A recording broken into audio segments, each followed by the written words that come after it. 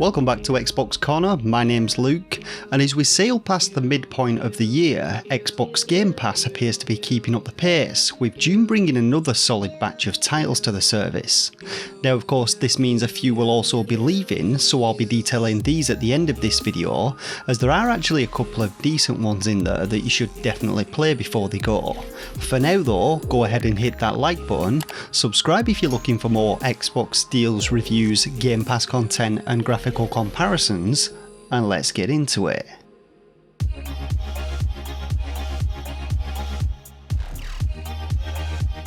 So I don't believe that For Honor is actually a new addition to Game Pass, but up until now it's only been the standard version that's been available. But the Marching Fire expansion is now included, and you gain access to the game's fourth faction, the Wu Lin, which includes 4 new heroes from the Far East, including the Tiandi and the Shaolin.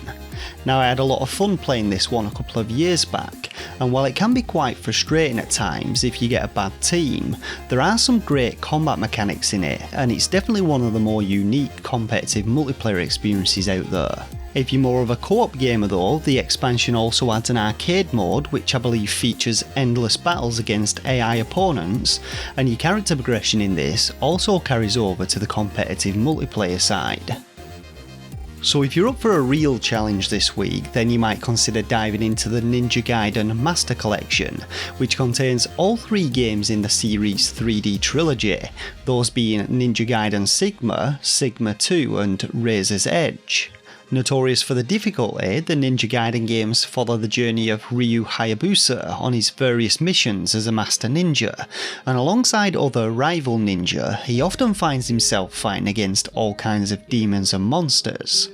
The game's combat system is similar to the classic God of War and Devil May Cry games, though it is a little deeper in its mechanics, and the combat itself requires a good deal more skill, as the games are pretty challenging and I'd say very unforgiving and brutal to newcomers. If you can stick with them though, they are excellent hack and slash games, and this Master Collection includes all of the DLC for each of the 3 titles.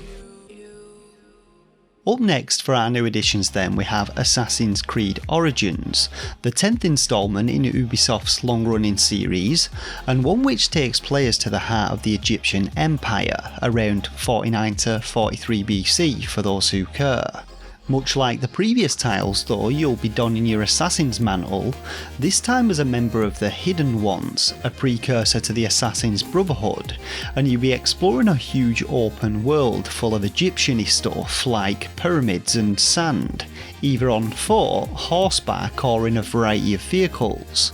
Now if you played any of the other games in the series, you'll know what to expect with this one. Plenty of sneaking about the place, rooftop parkour, assassinating of shady individuals and many collectibles. But the game actually implements a new combat system which swaps out the original scripted animations for a more fluid combat system, which relies on hitboxes to determine if players land attacks. If you're looking for a game that you can literally end up sinking tens of hours into though, Assassin's Creed Origins is undoubtedly that.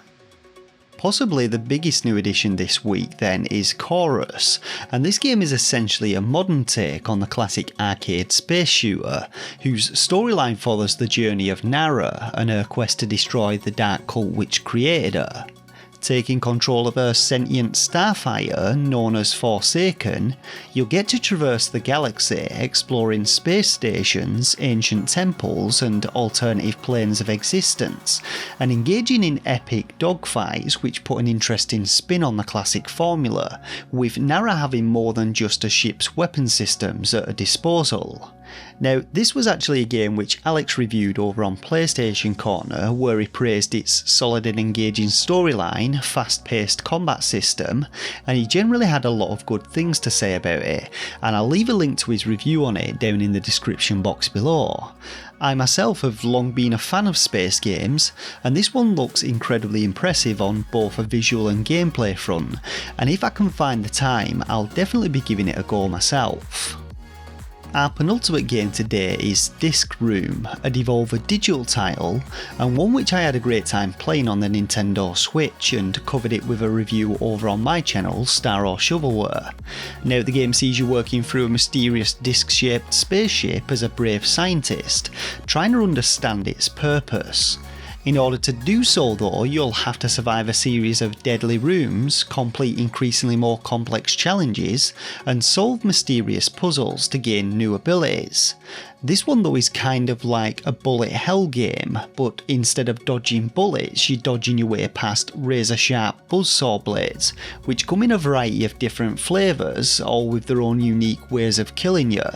Disc Room is definitely a game that's easy to pick up and play but hard to master, and it's one of those which is perfect for both longer sessions or one to dip in and out of whenever you have a spare 10 minutes. Our final release this week comes in the form of Spacelines from the Far Out, and this is one that has been likened to the Overcooked games as it's a frantic 4-player co-op management game set aboard a space-age airliner. Now, from what I can gather, the game sees you and your fellow compadres responsible for ensuring that your passengers have a safe and comfortable trip, but this is also one that actually has some roguelike elements to its gameplay, with each new run setting you off on a randomly generated campaign route, each with their own hazards, emergencies and passenger events to take on, and it dynamically adjusts the game events based on your performance, which I can only assume means makes things harder if you're absolutely smashing it. Like all good roguelikes though, you can expect plenty of unlockables with this one, with things like new ship layouts and colour palettes, logos, skins and characters to play as, and I'd say if you're a fan of the Overcooked games, then this is definitely one you're going to want to take a look at. So before we go, I've got a quick roundup of the titles leaving Game Pass come the 15th of March, and as always in the top left corner you'll find the estimated time to complete the main campaign if they have one, as well as a completionist time for all you achievement hunters out there. The first game to leave though is Darkest Dungeon, and in my opinion this is definitely one of the best games on Game Pass, and undoubtedly one of the hardest until you get the hang of its mechanics. Featuring an awesome turn-based combat system, the game sees you facing off against eldritch terrors as you attempt to conquer the Darkest Dungeon,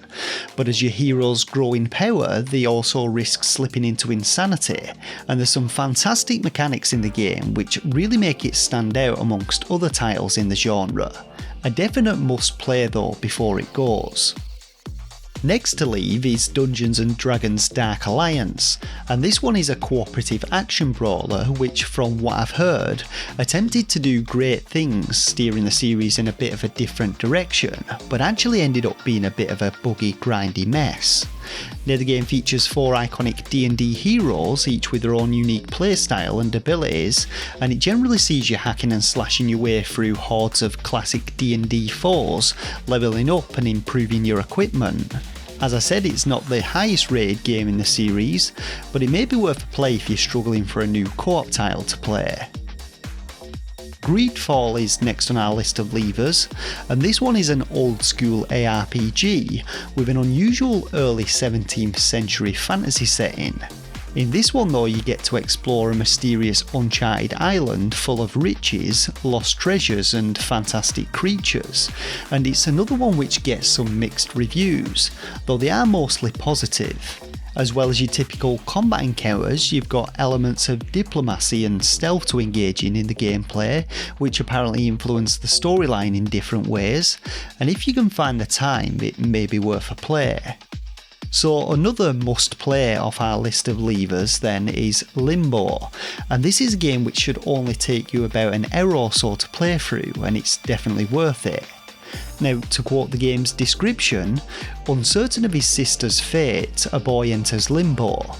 And that's it, that's all you're getting from me on it, but I will say it's a dark journey which expects you to fail, and if you haven't yet done so, I highly recommend you play Limbo before it leaves. Our final lever then is Worms Rumble, and being a fan of classic Worms, this is not one that really appealed to me, but it does get some positive reviews and I know quite a few people enjoyed it. Unlike classic Worms though, this one is actually an arena-based brawler or shooter featuring real-time combat for up to 32 players, and it has plenty of classic Worms weapons including grenades, shotguns and bazookas. I personally feel there hasn't been a great Worms game since Worms Armageddon, but if you're looking for something a little bit different, then this one may be worth a shot. And so that about does it for this week's roundup of new arrivals and our mid-month leavers. But are there any in either list that you're going to be giving a play? Maybe a bit of Chorus, or perhaps one last playthrough of Limbo? As always, let me know down in the comments section below. Now we've got a couple of new reviews lined up this week, as well as some brand new deals for you, so make sure to subscribe to be notified of those, as well as our latest Game Pass content weekly. For now though, I hope you all have a fantastic week ahead of you, and I'll catch you all in the next video. Thanks everyone, take care.